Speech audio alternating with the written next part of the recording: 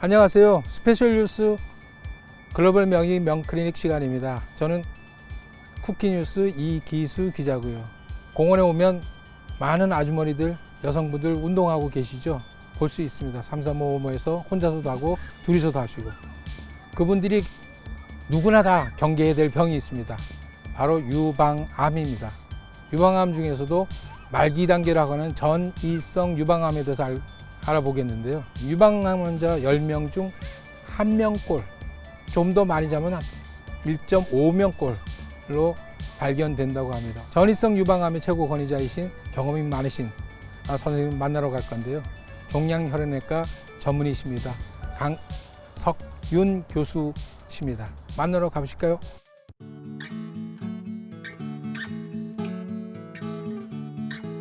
안녕하세요, 선생님. 네, 안녕하십니까. 네, 전문 분야가 종양혈액내과예요. 네. 종양혈액내과라는 게 어떤 것을 다루는지부터 먼저 간단히 설명해 주시죠. 예, 뭐 일반인들이 듣기엔 좀 생소한 과일 수도 있는데요. 직접 뭐 암에 걸리지 않는 한 저희 과를 방문하기는 좀 어려운 그런 학문이 되겠습니다. 그래서 우리들이 흔히 알고 있는 뭐 다양한 뭐 위암이라든지 대장암, 유방암 같은 그런 고형암을 다루는 그런 과가 되겠고요. 또 특별하게 또 혈액내과라고 있는데 그런 쪽에서는 뭐 백혈병이라든지 뭐 빈혈이라든지 그런 것들을 다루는 과가 종양혈액내과가 되겠습니다. 암 환자만 대하신 게 몇 년이십니까? 저 2002년도에 전문의 취득하고 지금까지 봤으니까 18년 정도. 20년 걸쳐 되시네요. 예. 그러면 뭐 웬만한 항암제 무섭지 않겠어요? 두렵지 않겠어요? 예, 맞습니다. 저도 초창기에는 그런 항암제를 쓰면서 좀 죄책감도 많이 들고 그러거든요. 받는 환자들마다 뭐 구토도 심하고 뭐 탈모도 심하기 때문에 과연 이런 치료가 얼마나 도움이 될까 많이 고민도 했었는데 많은 경험을 하다 보면 이제 독성도 최소화되는 약들도 많이 나오고 있고 적절한데 이렇게 또 이용을 한다면 이게 도움이 많이 되는구나 라고 해서 지금은 뭐 적극적으로 추천을 하면서 사용을 하고 있습니다. 유방암에 대해서 집중적으로 공부해 보는 시간이에요. 네. 우리 유방암은 도대체 어떤 암입니까? 뭐 쉽게 설명하면 아주 간단하죠. 가슴, 이제 여성한테 유방암이라 표현하는 그런 가슴에 생기는 암을 유방암이라고 표현을 하고요. 뭐 종류도 여러 가지고 특성도 다양하지만 흔히 일반인들이 가장 쉽게 생각하는 거는 유방샘에서 발생하는 그런 암종을 유방암이라고 합니다. 유선에 생기는 유선암. 네. 대개 이제 유방암 환자들은 조기 발견된 종합 검진이라든가 일반 뭐 엑스선 촬영 같은 건강 검진에서 보편화돼 있어서 전이가 된 다음에 발견되는 환자들은 어떤 분들인가요? 아예 건강 검진은 안 받아본 사람들인가요?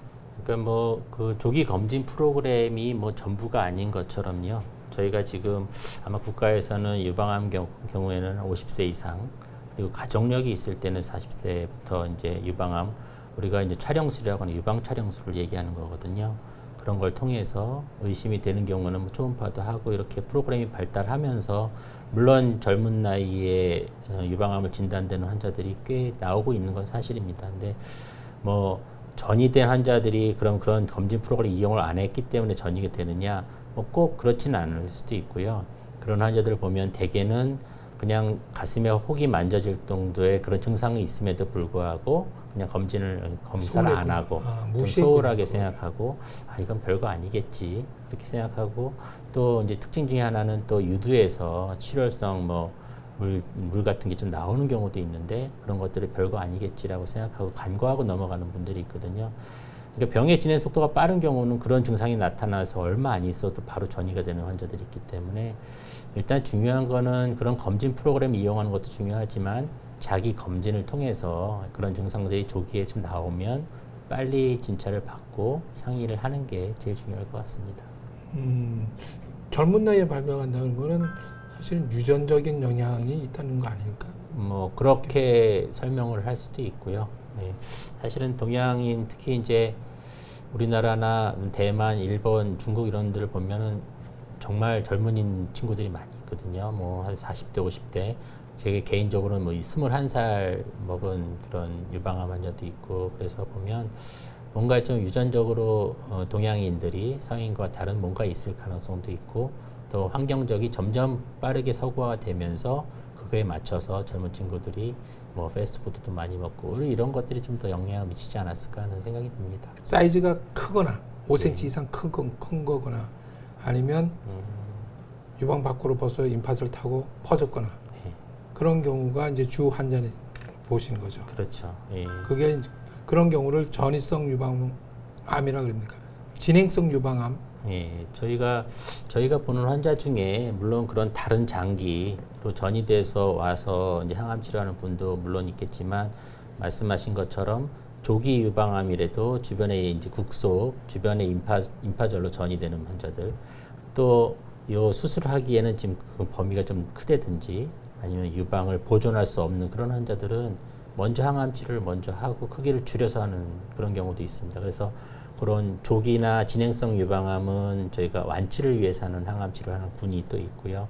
또 후자로 말씀드린 것처럼 아주 다른 장기로 뭐 많이 퍼져 있는 상태이기 때문에 전이성 유방암으로 치료하는 환자들 이렇게 구분을 할 수 있을 것 같습니다. 아, 그렇군요. 예. 그림을 보면서 좀 설명을 그럴까요? 드릴까요? 그림 한번 예. 보여주시겠어요? 저희가 이제 유방암을 구분하는 병기거든요. 5cm를 기준으로 말씀하셨는데 사실 대부분의 유방암을 검진을 하거나 자기가 만져져서 오는 환자들은 2cm 미만의 아주 작은 걸로 오는 환자들이 대부분입니다.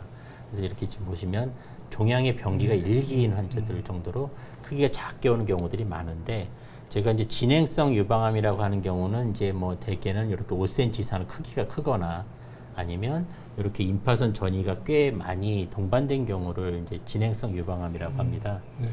여기에 좀 자세히 보시면 사실은 여기에 지금 종양이 있는 상황이라면 이렇게 겨드랑이 임파선, 여기 쇄골의 근처에 있는 임파선이라든지 이 흉골 쪽에 있는 이런 임파선을 우리가 국소 림파절이라고 네, 하거든요. 네, 그래서 요 암이 그런 임파선을 따라서 침범할 수 있는 그런 부위들을 설명을 주시는 거고 이외에 표시된 장기들은 이제 다른 전이들을 보여줄 수 있는 그런 장기들을 그림으로 나타내는 거가 되겠습니다. 유방 주위에 임파절에 퍼져 있는 건 국소. 예, 국소 진행성 유방암이라고 표현하고요. 그다음에 다른 장기에 가 있는 경우는 원격 전이가 됐다 해서 먼 곳으로 예. 갔다 이렇게 표현하는 거예요. 예, 맞습니다. 전이가 됐을 경우에는 전이된 곳에 전이암부터 먼저 치료를 하게 됩니까? 어떻게 됩니까? 그것도 일반인들이 참 잘못 생각하는 경우가 있는데요. 예를 들어서 유방암이 간으로 전이됐다 그러면 저 간암 아닌가요? 이렇게 얘기하는 분이 있고 또 폐로 전이돼 있으면 저 폐암이 아닌가요? 이렇게 얘기하는데 사실 암은 다 똑같은 하나거든요. 유방암이 간으로 전이가 되고 폐로 전이가 된 거지 간암 폐암이 아니고요. 따라서 그 간에 전이가 돼 있다고 하더라도 그거를 치료를 하는 건 의미가 없을 수 있습니다. 뭐 눈에 보이지 않은 다른 간 부위라든지 또 다른 온몸의 어디든 장기든지 간에 다 지금 눈에 띄지 않은 상태지만 보일 가능성이 있기 때문에 그래서 근본적으로 우리가 전신 치료라고 하는 이 주사를 통해서 전신을 다 항암 치료를 한다는 이유가 다시 그런 논리에서 나온 거거든요. 최근에는 이제 치료하는 방법에서 전신 항암요법 쓴다 하더라도 표적 치료제라는 게 많이 쓰이지 않습니까? 네, 맞습니다. 면역 항암제 요즘 많이 관심을 끌고 있고 네. 그 비율은 전이성 유방암 환자들한테서 사용되는 비율은 어떻게 되나요? 유방암에서 쓰는 항암제 그리고 또 표적 치료제라든지 뭐 최근에 각광받고 있는 면역 항암 치료제라는 것들을 이제 뭐 어느 정도 시점에 있어서는 다 사용을 할 수밖에 없기 때문에 통틀어 보면 다 같이 쓸 수밖에 없습니다. 근데 우리가 가장 많이 쓰는 첫 번째 약제 선택해서 쓸 때는 뭐 최근에는 거의 70~80% 환자는 표적 치료제라든지 그다음에 여러 가지 그 면역 항암제라든지 그다음에 호르몬 치료제라든지 항암제를 사용하지 않으면서도 사용할 수 있는 그런 환자들이 좀 많은 정도로 최근에는 아주 활성화돼서 사용하고 있습니다. 70 내지 80%나 네. 그 유전자 이상 특정한 이제 뭐 BRCA라 그러나요? 브라카 네. 그 유전자 1, 2 이상으로 이렇게 생긴다 그러는 대부분이 그렇습니까? 그렇진 아닙니다. 않을까요? 예, 그건 아닙니다. 예. 유전 형질을 물려받아서 생기는 거는 사실 전체 유방암 환자 중에 꽤 소수 아닙니까? 네, 맞습니다. 뭐 BRCA 돌연변이라는 거는 이제 유전성 유방암에서 가장 많이 발견되는 유전자 돌연변이 형이고요. 그런 것들이 우리가 이제 흔히 보는 일반 유방암 환자에 뭐 많이 차지하지는 않습니다. 10%? 예, 특히 이제 뭐 우리가 그런 환자들이 특징이 있는데요. 뭐 가족성이 있다든지, 엄마, 뭐 고모, 그리고 아니면 그 양측성이 발생을 한다든지, 또 아니면 젊은 나이에 발생한다든지, 뭐 여러 가지 이런 특징들이 있는 환자들한테 저희가 검사를 해보면 그 중에서 이제 발견되는 경우가 있는데, 그런 BRCA 돌연변이하고 치료 선택을 하는 데 있어서는 연관성은 없습니다. 아, 그렇군요. 표적 치료제. 그러면 그 또 많이 알려진 허세핀이라는 거, HER1, 그거는 표적 치료제하고 또 연관이 있나요? 네, 맞습니다. 그림을 좀 보면서 예. 설명을 좀 드릴까요? 예. 요거 먼저 좀 설명을 드리고 싶은데요. 일단 뭐 유방암은 이렇게 뭐 흡인을 하든 아니면 이런 총을 이용해서 조직 검사를 하고요. 그리고 저희가 이제 치료제를 선택하는 데 있어서 중요한 검사가 이제 있거든요. 그 중에 한 가지가 이제 호르몬 수용체 2가지와 그다음에 헐투라고 해서 이제 성장 인자에 관련된 그런 세포 표면이 얼마나 많이 발현이 되는 걸 보는 겁니다. 그래서 이런 것들은 지금 더 양성을 나타내서 저렇게 지금 색깔이 갈색으로 진하게 염색이 되는 걸 볼 수 있는데, 이런 것들을 먼저 확인을 해야지만 이 치료제를 결정하는 데 중요한 거가 되겠거든요. 여기 보시면 이게 도식이 잘 돼 있는데, 뭐 이런 그 성장 인자는 우리 정상 유방 세포도 다 있거든요. 네. 근데 그 정상보다 한 20배, 30배 정도 이렇게 수용체가 많이 늘어나는 경우가 있습니다. 이걸 우리가 이제 상피 성장 인자 수용체가 좀 많이 늘어나 있다.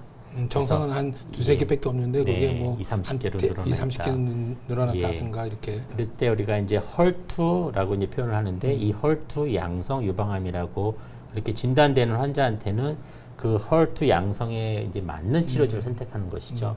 아까 말씀하신 것처럼 그런 헐세틴이라는 약이 그런 걸 타겟하는 약이 되겠는데요. 네. 이게 이제 트라스투맵이라는, 이게 이제 헐세틴이거든요. 네.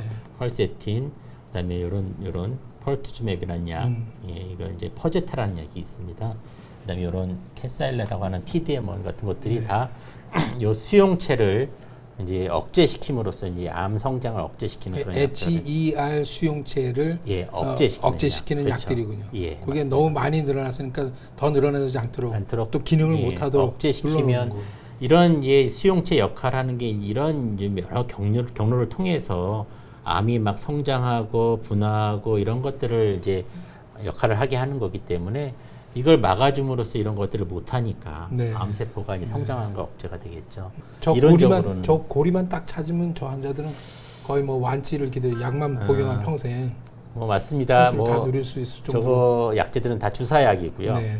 이제 한 3주나 4주 간격으로 좀 주사를 맞고 있는데, 물론 그 이론적으로 따지면은 저 약을 써서 모든 게 다 완전하게 억제시킬 수 있다면 뭐 평생을 잘 살 수 있겠죠. 근데 저런 약제들도 이제 단점은 뭐 항암제도 마찬가지지만 내성이 생긴다는 거거든요. 쓰면 예. 오래 쓰다가, 익숙해지는군요. 예. 예. 암도 이제 똘똘해지기 때문에 저기를 억제시키면 다른 쪽을 또 활성화시킨다든지 뭐 변이를 통해서 이걸 극복하는 그런 내성 기전들이 활성화가 되기 때문에, 결국에는 뭐 저런 연구를 통해서 한 20개월, 30개월 쓰다가도 다시 내성이 생겨서 약제를 변경해야 되는 그런 일들이 꽤 일어나고 있습니다. 헐투 그 수용체 말고 또 다른 그런 것들이 있습니까? 발견된 게? 예, 그 세 가지 수용체를 가지고 우리가 이제 세 가지로 구분을 한다고 말씀드렸지 않겠습니까? 네. 첫 번째는 이제 여성 호르몬 수용체가 있는, 그걸 우리가 이제 호르몬 수용체 양성 유방암이라고 하고요. 두 번째는 방금 말씀드린 그런 헐투가 있는 헐투 양성 유방암으로 구분할 수가 있고, 이 세 가지 수용체가 다 없는 걸 우리가 삼중 음성 유방암이라고 하거든요. 어느 것도 안 보이는. 예. 그래서 요 세 가지를 가지고 이제 유방암 환자들 구분을 해서 그거에 맞는 치료를 하는데, 최근에 이제 각광을 받고 있는 분야가 이 호르몬 수용체 양성 유방암입니다. 그래서 과거에는 호르몬 수용체 양성일 때는 호르몬 치료, 그 다음에 안 될 경우는 항암 치료, 이렇게 이런 단순한 치료 방법이었는데, 요즘에는 그 호르몬 치료에 새로운 표적 치료제인 CDK4/6 억제제라고 하는 약제가 있거든요. 그거를 사용했을 때 기존에 했던 환자들보다 진행되는 기간을 뭐 8개월, 9개월 이상 늦출 수 있는 그러니까 그런 효과가 여성 있습니다. 호르몬의 활성을 많이 억제시키는군요. 예. 요게 이제 저희가 치료를 결정하는 방법이거든요. 네. 어떻게 치료할 건지 결정하는데 일단은 전이성 유방암으로 진단된 환자한테 아까 말씀드렸던 호르몬 수용체가 양성인지 음성인지를 먼저 구분을 합니다.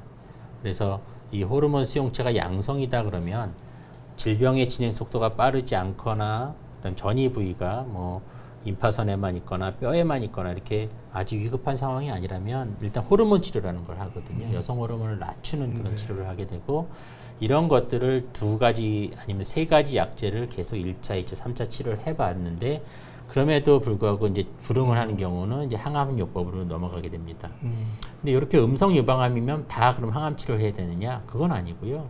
아까 말씀드렸던 그런 헐투를 봤어가지고 헐투가 양성일 때는 그런 헐투에 대해서 억제제를 같이 쓰는 그런 치료 방법을 결정을 하고 이것도 마찬가지입니다. 헐투에 대한 치료제가 지금 현재 쓸 수가 있는 게 한 4-5가지가 있거든요. 그런 것들을 순차적으로 쓸 수도 있고 하기 때문에 또 항암제는 뭐 우리가 일반 모든 암종에 쓸 수 있는 대부분의 항암제를 유방암에서 사용을 해볼 수가 있습니다. 그렇기 때문에 치료제가 부족해서 아니면 뭐 그런 경우는 그렇게 많지는 않죠. 다른 고용암, 뭐 대장암이라든가 간암이라든가 폐암이나 특히 폐암 같은 경우는 표적 치료제가 많이 사용되는데 그런 경우에는 내성이 생기는 기간이 좀 짧은 것 같아요. 그런데 상대적으로 유방암의 네. 경우는 꽤 길은 것 같아요. 10년 아까 20년은 다 된 환자도 아직 생존해 있고. 유방암의 특징이겠죠. 유방암 세포 자체가 예. 순해서 그런 건가요? 예, 암이 갖고 있는 특징일 것 같고요. 다른 암하고 틀린 게 호르몬과 연관된 암이다라는 거죠. 남성에서 호르몬과 연관된 암은 전립선암이 특히 그렇죠. 남성 호르몬과 연관이 되어 있는 것처럼 이런 호르몬과 연관이 되어 있다는 거는 호르몬을 어떻게든 조절을 하면 이게 암이 활성화가 안 되고 그냥 가만히 있는 거거든요. 그러니까 암의 특성에 따라서 유방암은 호르몬 치료만 억제를 시켜도 이게 오래 유지할 수 있는 그런 특징이 있습니다. 유방암 환자들의 거의 한 70%, 60, 70% 환자는 호르몬 수용체가 양성인 이런 호르몬과 관련된 암이기 때문에 그런 특징을 봤을 때 유방암이 조금 오래 살고 그런 특징이 있는 게 아닌가 이야기할 수 있겠죠. 마지막으로 요거는 더 얘기를 하고 싶은데 놓친 게 있다 하면 뭐 환자한테 당부하고 싶은 얘기도 좋고 또 어떤 설명이 더 필요한 건데 이건 못했다 하는 거 있으면 해주시죠. 예, 뭐 중요한 거는 제가 항상 뭐 저희 환자들이나 아니면 이런 매체를 통해서 제가 항상 드리고 싶은 말씀이 하나 있는데 그 뭐 유방암뿐만은 아니겠죠. 뭐 이런 전이성 유방암이나 뭐 다른 암종에 있어서도 사실 사기라고 옛날엔 말기라고 막 그랬었거든요. 일단 포기를 하면 안 됩니다. 자기가 포기하는 순간 그다음부터는 정신적으로 사회적으로 좀 안 좋은 상황도 생기고 또 치료에 대한 반응이라든지 의사와 환자의 관계 같은 것들이 많이 무너지는 경우가 많아서 치료 결과나 예후가 별로 좋지 않거든요. 그래서 포기하지 말고 내가 지금 현재 처한 상황에서 어떤 치료를 얼마나 열심히 했을 때 내가 어떤 삶의 유지를 하고 그리고 얼마나 더 살 수 있겠나. 뭐 사실은 우리가 생각할 때 뭐 한 1년 더 사는 게 크게 의미 없다고 판단할 수 있겠지만 암 환자들이 만약 예를 들어서 2년 사는 사람이 3년 살게 하면 그 1년은 다른 정상인의 10년 정도를 활용할 수 있을 정도로 아주 보람차게 그 생활을 유지할 수 있거든요. 그래서 끝까지 포기하지 말고 자기가 할 수 있는 최선의 치료가 뭔지를 꼭 주치의랑 상의해가지고 결정해가지고 치료를 해간다면 뭐 언젠가 돌아가시는 그 날까지는 자기가 행복하게 그래도 인생을 좀 참 즐겁게 잘 살았다라고 마지막을 얘기하고 지낼 수 있지 않을까. 잘 들으셨죠? 뭐가 중요하다고요? 포기하지 말라. 오늘 강 교수님 메시지는 이거였습니다. 희망을 버리지 말고 끝까지 투명하면 길이 있다. 전이성 유방암 완치할 수 있다. 그리고 10년, 20년 생존하고 계신 전이성 유방암 환자들이 많으시답니다. 끝까지 희망을 갖고 싸웁시다. 다음 시간에 다시 뵙겠습니다. 고맙습니다.